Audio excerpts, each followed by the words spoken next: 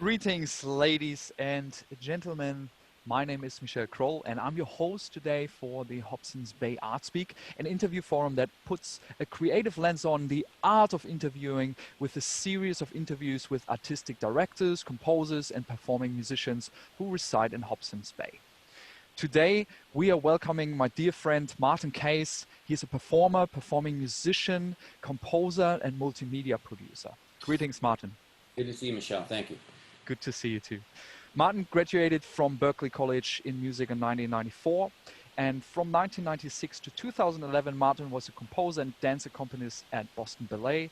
From 1995 to 2013, Martin was a composer and dance accompanist at Boston Conservatory at Berklee.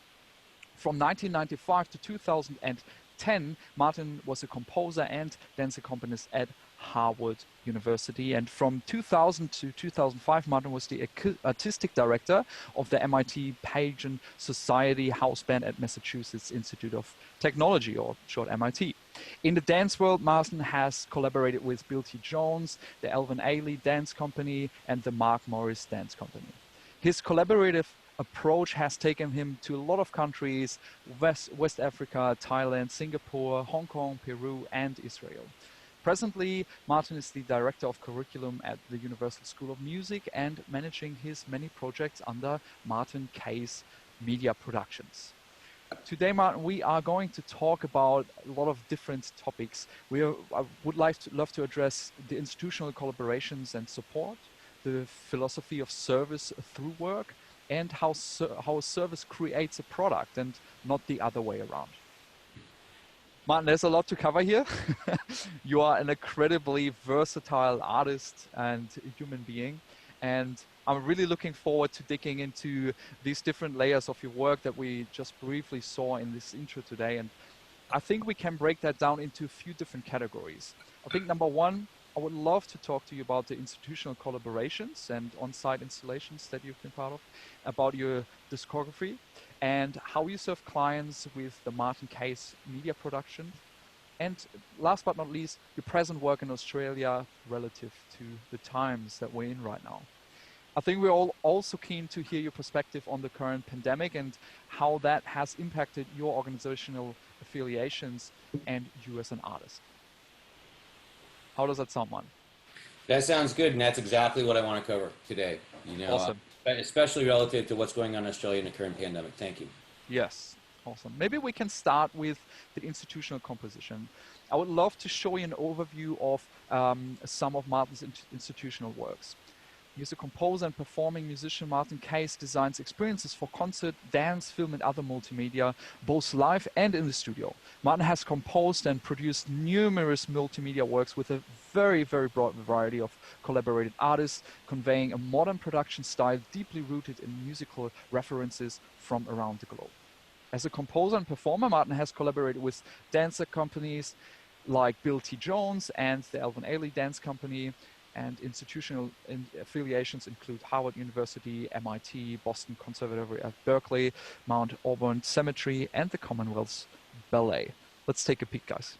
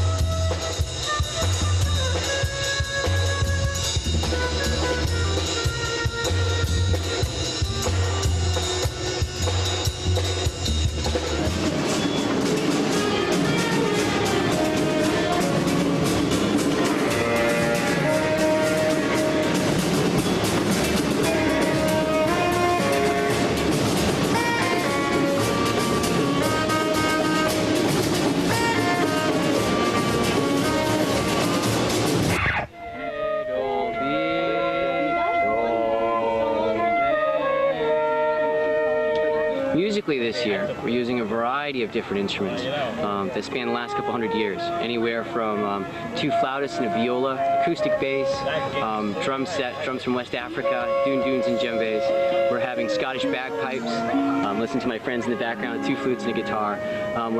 We've been endorsed by Zildjian, which is a wonderful thing.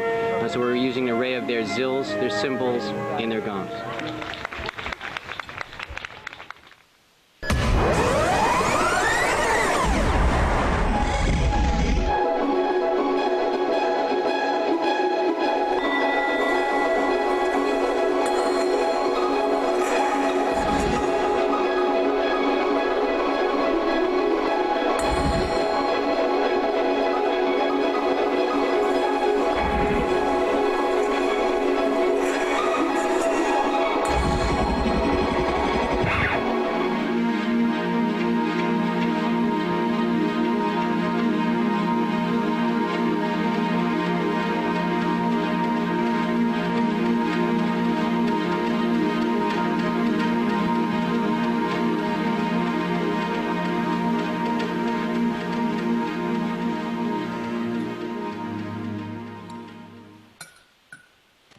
Well, I think I speak for everyone watching that this is a huge variety of very diverse projects, and it involved hundreds of artists and participants here. Martin, you were the artistic director of the MIT Pageant Society from 2000 to 2005, and the musical director for A Glimpse Beyond from 2012 to 2014. Can you tell us a little bit more how those came about? Yeah, thanks.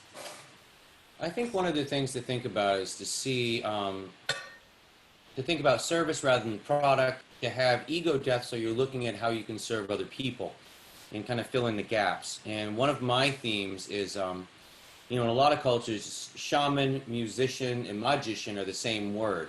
And what a shaman does is he or she creates sacred space for things to happen. And a good leader, if you're a good leader, they can look at it and they go, we've done this ourselves. We didn't need that guy. So, like, MIT was a great example. I came in as a dance accompanist. I was brought in I was actually talked to some people at MIT about how to serve. There was a lot of suicides happening. People were being really stressed out. So what I offered was, let's do a dance class where they can express what they're talking about in their various mediums like geology or NASA rocketry and stuff like that through dance. So then we had this concert called Breakthrough, DVDs, lasers, all this stuff, and these kids were able to express themselves, and the suicide rate dropped. They saw that one of my themes in music is to honor ancestors and ancestral Jungian kind of music and knowledge and pass that forward. I feel like it's been sandstone for a long time. It's passing through me. Kitty Margolis, MIT and Harvard student at the time, was interested in, pagan rituals and earth stuff like that. And so we formed together the MIT Pagan Society. And we were the house band. And so my job was I would bring them in and teach them ideas of like heartbeat rhythm, how to listen to one another, how to create ecstatic states through music. And so I like playing drums. But if I walked in there and said, hey, I want to play drums, that's what I like doing, nobody cares about that. But if I'm like, look, you care about this and that's how I can serve you, well, now we've got funding and a job, and suddenly you see as those things, you've got 50 people. The Mount Auburn Cemetery, they wanted to do a small concert inside on the grounds. Mount Auburn Cemetery was designed by the same guy who designed Central Park. It's beatific. My thought, well, let's create all these community groups and celebrate our community, and we take an ancestor that we focus on annually. So it's ballooned out from one person to, and that was like 250, 300 people like that. Wow. Crazy. That's really interesting. I like, when I see your work, man, I like the approach that you take with connecting people and music, and it's also something higher, almost like a triad, which I'm really, let's call it spirituality or something. I think that's, for me, that's kind of the red, the red line through all your projects. Yeah. You also worked with the Howard University, MIT, Boston Ballet, and Boston Conservatory at Berkeley for almost 20 years. Can you discuss some of your institutional work there? Yeah, it's funny is it's almost 20 years. With a lot of jobs like the military, you could retire by then. And what happened was I was in my early 20s, graduated college, and I wanted to write original music. Wasn't everybody in 22 graduating college.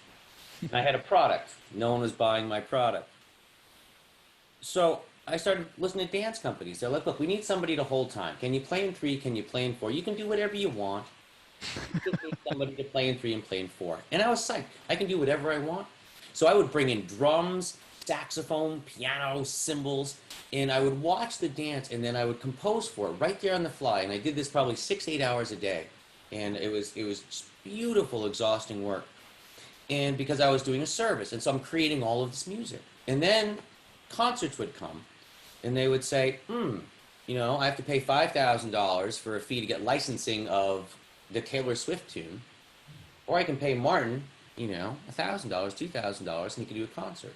So now I'm generating all this work. I'm still giving a service, and it's not because of my music, it's because I'm cheaper than a licensing company. But I'm getting out there, right? Yeah, And what I did is after that, I put all this work into an album, and then put that out as my calling card. And one thing I want to say here is, yeah, it was 20 years. And I walked into Oz, Australia, and I was given my Medicare card right away. And I was like, this is your superannuation, whether you're part-time or not, all that kind of stuff. And in America, after 20 years of serving Harvard University, MIT, Boston Conservatory at Berkeley, these are big name places. I think Harvard has more money than like all of South America combined. And after 20 years, I had nothing. I paid my own taxes. I had no health care, and I had no retirement. And so what I had to do as an artist, I had to grow up. I wanted to, at that time, I was a stepfather, and I wanted to support a family. So I had to leave dance, and I started my multimedia company. Wow, that's it's a very, very interesting journey, and I think a journey that many artists are sharing, this the uncertainty and the imbalance between the work that you put in and the sense of accomplishment that you get also from other people and institutions and the government as well. So that's really interesting. I think also for a lot of artists overseas that it's not the norm to, you know, to have health insurance and have superannuation. So yeah, Australia is definitely one of the few countries who. And it weighs on your, what happens as an artist, it weighs on your mind. If you think about Adler's hierarchy of needs, it's really hard to hit yourself, that highly transcendental space, and then to give that to others when your basic needs aren't met. Yeah, yeah. The psychological safety is definitely, it's hard to achieve in most cases when you're an artist, for sure. Let's go back to your discography. From 1995 to today, you have composed and produced over dozens of records, collaborating with hundreds of artists. A variety of omnipositional techniques are explored: electronica in 1995, Terminal, an electric dance collection in 2012, a brief history, pagan drumming in 2014, the December sessions. I would love for the audience to have a look on what you've been doing there. Okay, thanks, man.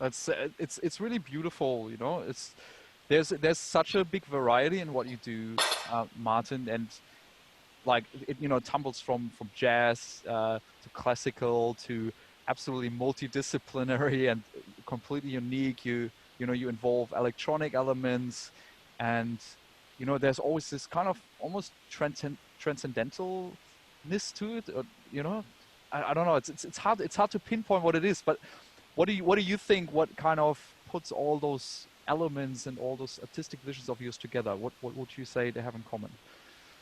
Michel, these are the great conversations, and what's funny is these are the things sometimes it takes an artist decades to work out.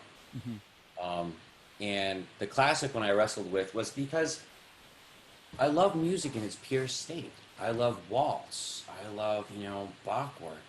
I like Synaxis. I like reggae. I like Iron Maiden, Run to the Hills, baby. You know, like it's all great. And you can't, it's really hard as an artist to say, I want to play with electronica this time, but now I want to do my Tom Waits album and I'm going to get my Rusty Saw out. You know, so how do you combine all these together? How do you get it so that your branding can be like, Martin's the go-to guy. I don't know what the hell he's going to write, but he's the go-to for our project. He's going to be awesome. Who knows what he's going to use? You know, last time he used, you know, violins. This time he's using soup cans.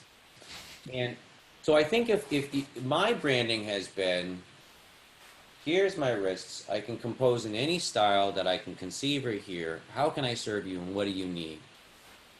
And man, you know, that gets you all the work that you need. Oh, really? You care about what I think and what I want? Okay, great.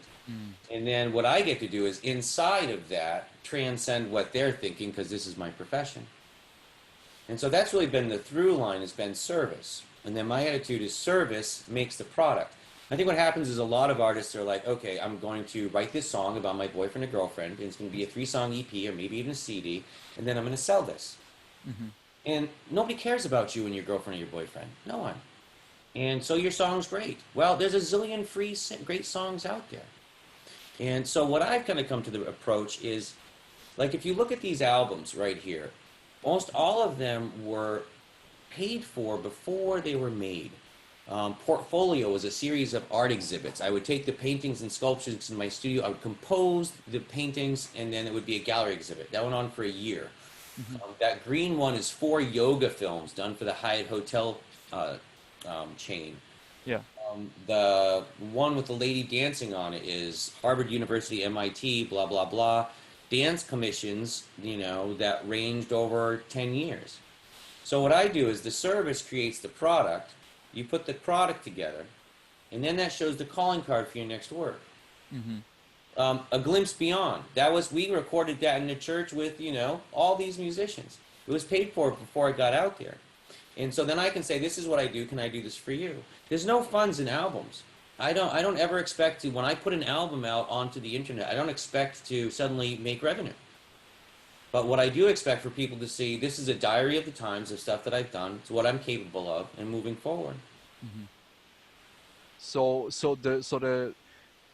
the process is, instead of you composing and then hoping that someone likes it that much that they consume it for money, you basically say like, okay, well, let me go to people who consume music or who are responsible for providing music or services and see what they need. Am I saying that correctly?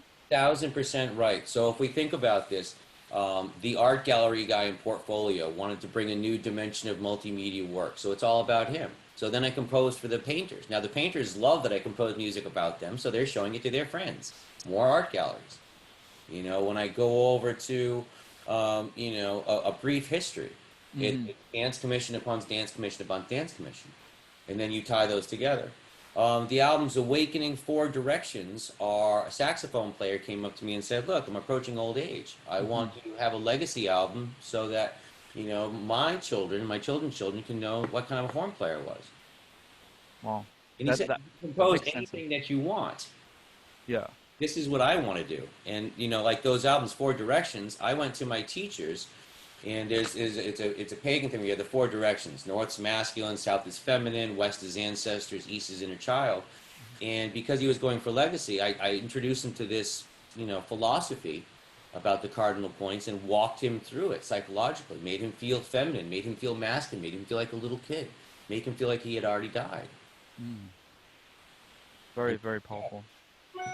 Very powerful concept. I think that's it's very, it's a way ahead of its time, even still in this time. And I think for me the precursor to doing that is having, I think, having a good ego integration, right? You can't think of yourself as the highest and hope that people flock to you. You're basically putting yourself as part of a team, as part of something bigger, right? Where you put where you say, like, you're providing a service. It is art, but it is art that comes together with something bigger than yourself to create something bigger. I think the biggest thing with art is the first thing I work on with my students and with my clients is ego death. And the first exercise is I say, go a week without saying the word I. That's your assignment. You can say one if you need to. And whenever you talk to somebody, when you speak to them and they answer, instead of what we usually do, can you shut up so I can say what I want to say? Yeah. You ask them another question. And then you ask a third question. And you break the cycle of your own ego and you start breathing people in. And when you do that and you feel like you're lighting people up as you walk around the world, finally conditioning your mind to really breathe people in, well, now you're hooked. Yeah, You know? I understand that. And when you worked on those really different projects, I think the next part then was to create a production company, the Martin Case Media Productions, and where you that's kind of your umbrella under your that you operate on. And it was formed in 2016, and you have worked with a lot of different clients there, and not even all in the art sector, right? Your clients included Grammy-nominated John Butcher, Boston Ballet principal, pianist Rebecca Harold, composer Earl Lawrence, actor Chuck Schwager, and author and Beck Drake. Let's have a look onto for those collaborations. Let's see how we do.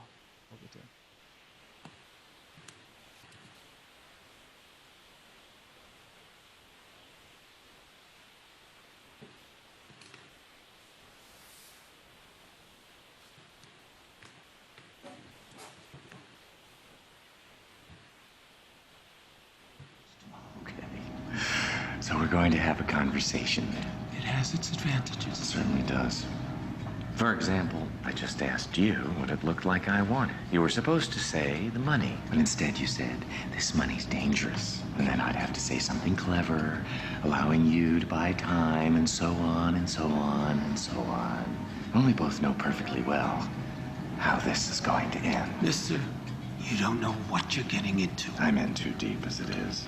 They say you can get more done with a kind word and a gun than you can with a kind word alone.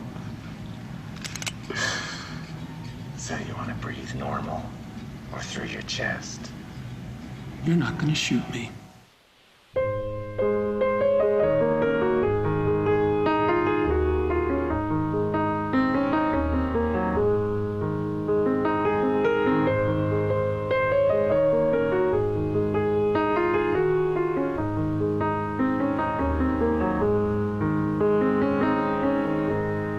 Something's gotta give.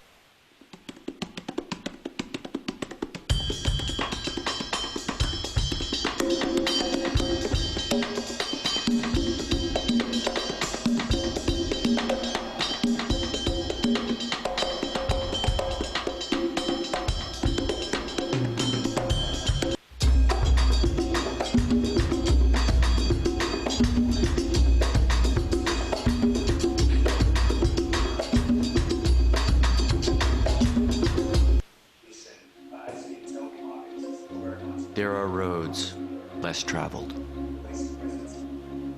And this can seem a lonely journey, as intensified by our fast-paced society.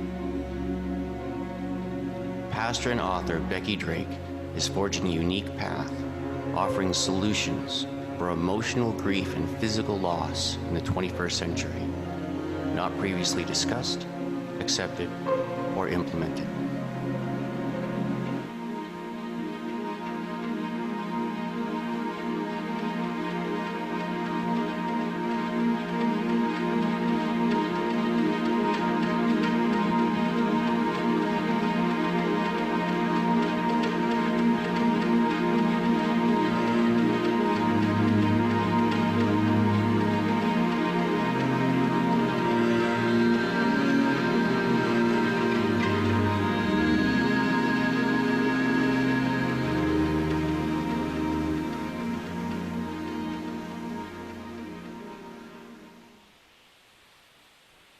Yeah, wow. Very interesting. Can you elaborate a little bit what we've just seen here? Yeah, they're fun. These are they're my clients that have just morphed into my good friends over the years. Um, and a couple things. So after I quit dance because of lack of superannuation, lack of security, I kind of Swiss Army knifed myself and I said, let's look at this service idea. And I go, well, I know how to make albums, I know how to get gigs, I know how to create media, I know how to direct in my own photo shoots. So we started offering that as a service. And then in the collaborative spirit, I said to myself, I know and can do everything. I just store it in other people. And so having those tools in my head, which were given to me by elders, it really helped me kind of move through. So as a company, what I do is I have two levels. The first one is I take an artist or a client and I go, okay, let's look at your media materials. Do you have copy? Do you have a photo and video shoot together? Do you have studio recordings? Do you need composing? Do we need a website? You know, me/my team do all of that. And then with the branding and the looking, I go, what is your charitable cause? What do you care about that's not about you? So I put that seed in right away. And that's really important as an overall gestalt as far as my branding for my students and my clients. And then the second part is I call it the campaign. I say, where do you want to be in 18 months? Let's reverse engineer, and we map that out. Mm-hmm. And so that way it's like phase one, you have a great relationship, phase two, and then you're off and running. And Rebecca Harold, let's see, she's a Grand Old Opry. She's played Carnegie Hall. Rebecca Drake is all over the world right now with her book. Chuck Schwager's finishing his next film.